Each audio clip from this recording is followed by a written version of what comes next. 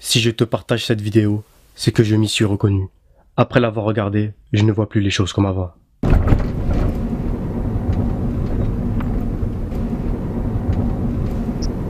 On est dans une situation critique, ya Ikhwan.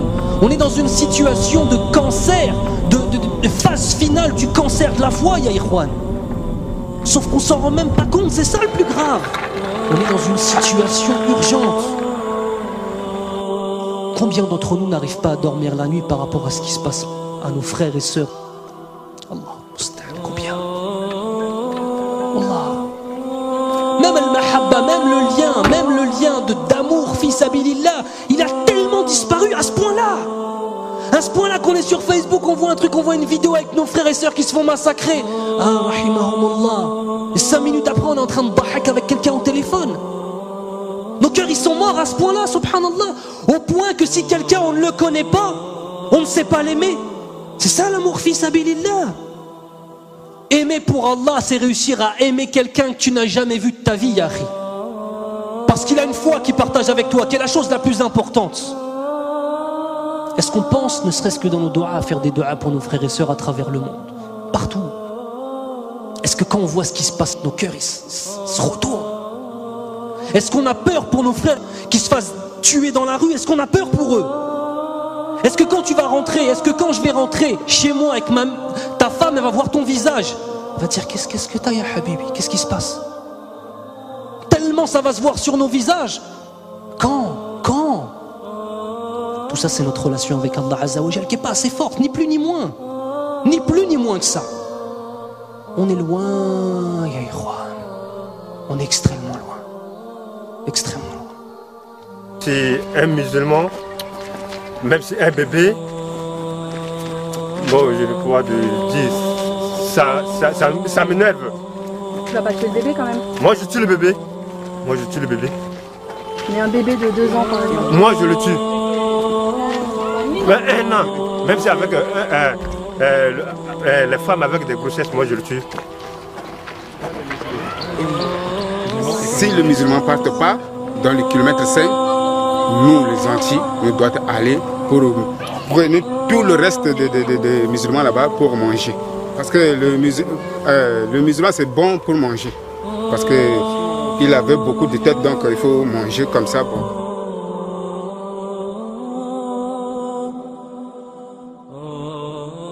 Le corps brûlé, on coupe la tête, jetée, et prenez la tête pour taper avec le ballon. Ce n'est pas ça. On coupe notre corps là pour manger. Est-ce que dans nos yeux, est-ce qu'on mange le corps des gens? On ne mange pas. Ce sont les chiens qui mangent n'importe quoi, mais nous les gens comme nous là, comme vous là, on ne peut pas manger notre chair. C'est grave pour nous. C'est comme ça. En tant que moi, là, j'ai tout subi. La guerre, là, on dirait que ça vient rien que sur moi. Ils ont tué ma mère et mon père. Il reste que moi. Je suis seul maintenant. Je ne sais pas là où j'allais.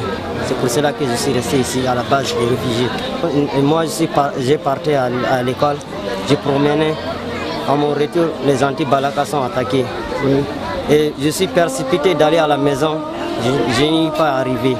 Et ils m'ont dit qu'ils ont tué mon père et ma mère. L'histoire d'un homme que j'ai rencontré ce matin au camp réfugié, il est en train de me raconter une histoire réelle qu'il a vécue sur le terrain. L'histoire c'est quoi? On a tué son fils, on l'a obligé de manger la chair de son propre fils. Il l'a mangé par obligation, mais ce dernier, il parlait en pleurant. Il me dit s'il pouvait pleurer avec du sang à lait, il le fera. Vraiment, et il a dit adieu à la viande. Lui, il ne va plus jamais manger de la chair, que ce soit la chair des animaux, comme poissons, etc. Il a juré de ne plus manger la viande parce qu'on l'a obligé de manger la chair de son fils, mes frères. C'est vraiment terrible. Ces gens-là, ce sont eux qui nous aident ici à vivre. Sans eux, on serait déjà morts. Parce que les vivres ils nous amènent des vivres chaque fois. Nous mangeons grâce à eux une fois par jour. Mais ça ne nous dérange pas. L'essentiel, c'est de vivre. Mais seulement, nous remercions beaucoup l'opinion internationale ainsi que les bienfaiteurs. Nos bienfaiteurs que vous êtes. Alors nous vous encourageons de continuer à agir de la même façon pour ne pas que nous mourions de faim. Parce que nous venons de très loin.